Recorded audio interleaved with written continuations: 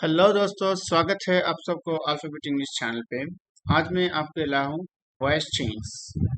आप जानते होंगे कि इंग्लिश ग्रामर में एक बहुत ही इंपॉर्टेंट लेसन होता है जिसे हम कहते हैं वॉइस चेंज, यानी एक्टिव एंड पैसिव में हम किस तरह चेंज करते हैं उसको इस लेसन में हम समझने की कोशिश करेंगे। तो आज का हमारा जो रहेगा एक बेसिक मैं आपको बताऊंगा कि वॉइस चेंज किसे कहते हैं और उसके कुछ रूल्स एंड रेगुलेशन मैं आपके सामने पेश करूंगा। और इसके बाद हर एक वीडियोस में मैं क्या करूंगा, हर सेंटेंस को हम किस तरह एक्टिव एंड पैसिव वॉइस में तब्दील कर सकते हैं इसके बारे में हम बात करेंगे हमारे नेक्स्ट वीडियोस में। तो चलिए हम आज का वीडियो हम शुरू करते हैं देर न करते हुए। तो सबसे पहले देख लेते हैं कि मीनिंग ऑफ वॉइस। वॉइस का मतलब क्या होता है?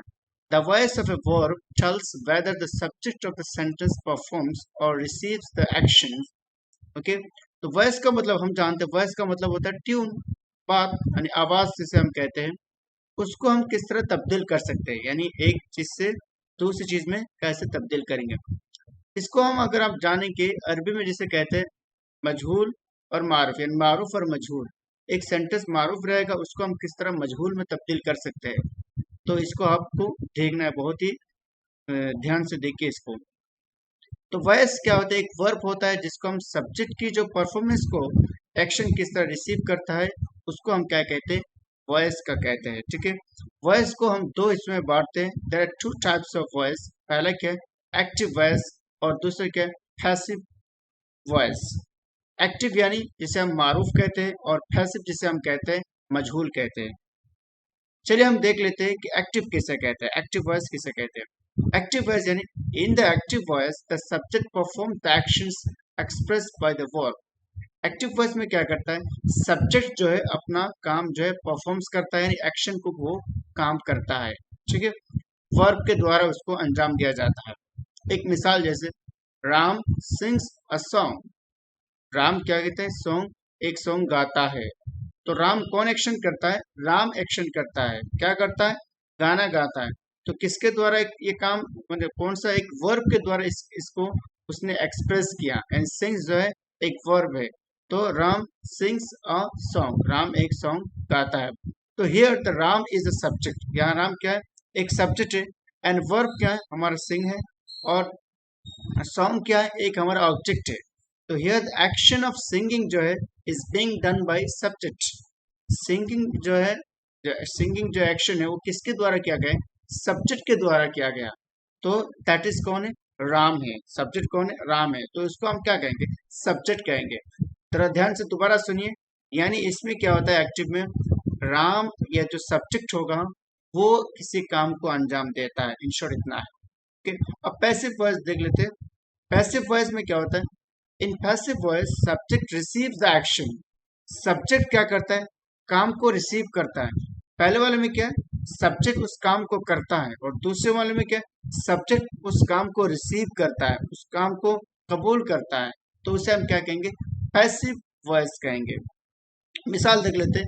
A song is sung by, a song is sung by Ram. एक सॉन्ग जो है राम के द्वारा गाया गया।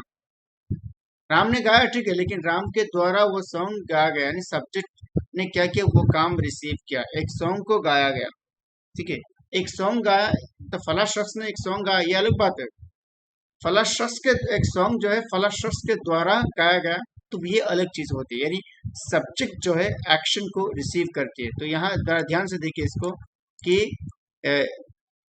a song is a song is sung by Ram.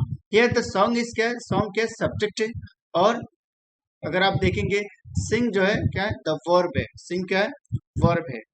Okay, the verb है। एंड वर्ब को हम क्या करेंगे? जब भी हम पैसिव वॉइस में बनाएंगे वर्ब को हम थर्ड फॉर्म के, यानी जो वर्ब के जो थर्ड फॉर्म है उसमें हम तब्दील करेंगे। इस टेंस को जब भी हम बनाएंगे, यानी इस टेंस के पैसिव होने, कभी भी किसी भी पैसिव वॉइस को अगर आप तब्दील करना, तो वर्ब को हमेशा क्या करना है? वर्ब के थर्ड फॉर्म में तब्दील करना है। चाहे वो पहले किसी भी हालत में रहा हो, लेकिन उसको जब तब्दील करेंगे तो वर्ब के थर्ड फॉर्म में इस्तेमाल आपको करना होगा। तो यहाँ राम जो है एक एंटिटी है, इज द एंटिटी है। ओके, और हु डिड द एक्शन, वो किसने? राम ने वो काम किया है। An action of singing a song on the an entity on the home action has been done. और किस पर वो काम किया गया? यानी उसके द्वारा, यानी उसने वो रिसीव किया है। मैं और एक मिसाल देता हूँ, जब आपको जब भी बनाना हो स्टैंड्स की, तो आप क्या प्रोसेस इख्तियार करेंगे, यानी कौन सी प्रोसेस आपको चुनना पड़ेगा इसको जब आप तब्दील करेंगे। यहाँ देखिए, Mahesh holds a book. Mahesh जो है एक किताब पकड़ता है। ये सिंपल टेंस का ये मिसाल है। मैं आगे बताऊंगा किस तरह आप चेंज करेंगे दूसरे टेंस की। तो यहाँ चेंज करने की प्रोसेस देखिए, और आपको यही जो प्रोसेस जो है आपको हर टेंस में करना होगा। तो पहले देख लीजिए, महेश एक क्या है, सब्जेक्ट है हमारा। होल्ड्स का एक वर्ब है, और वर्ब का फर्स्ट फॉर्म जो है यहाँ लिखा हुआ है, अ बुक या ऑब्जेक्ट है।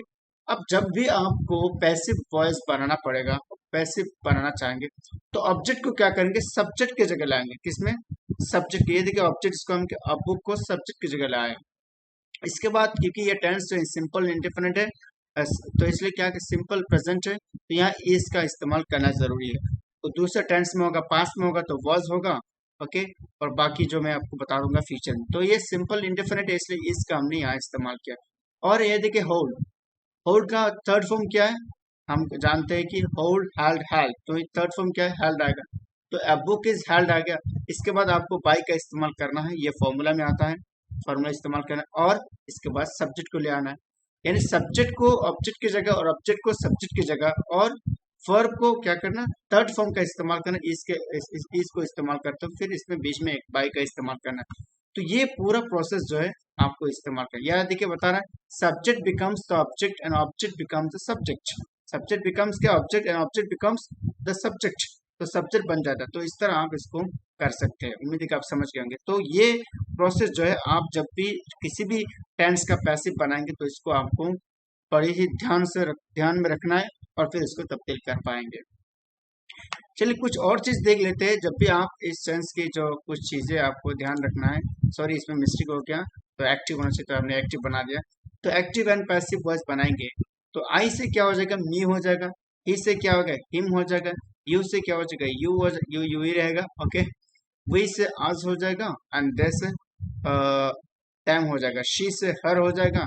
इट से क्या हो जाएगा, यस इट ही रहेगा। हु से हुम हो जाएगा। तो ये चीजें जो है आपको ध्यान में रखना है, और इसके बाद ही जो है आप इन चीज़ों को तब्दील कर सकते हैं। तो उम्मीद है कि आप समझ गए होंगे। हमारे एक इंट्रोडक्शन वीडियो रहा इस वॉइस चेंज की, और मैंने आपको फॉर्मूला वगैरह सब कुछ बता दिया, उसके मीनिंग भी बता दिया आपको।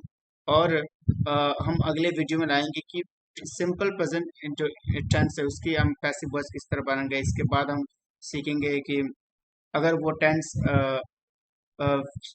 कंटिन्यूअस के हो, यानी simple present continuous, present continuous tense के हो, तो उसको हम किस तरह पैसिव वॉइस में तब्दील करेंगे।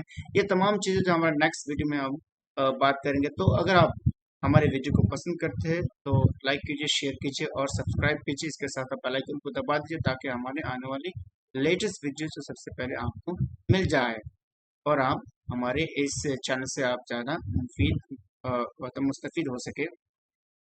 और अगर वो वीडियोस आप देखना चाहते हैं, तो लेटेस्ट वीडियो पाने के लिए आपको सब्सक्राइब तो करना ही पड़ेगा, और आपको एक क्यूरियोसिटी होना चाहिए, क्योंकि हम इसके बाद जो ला रहे हैं वो इसके जो एक्सप्लेनेशन जो वीडियोस होगी वो बहुत ही इंपॉर्टेंट रहेगी। तो आज यही तक हम ख़त्म करते हैं। So thank you so much for watching this video. So see you again.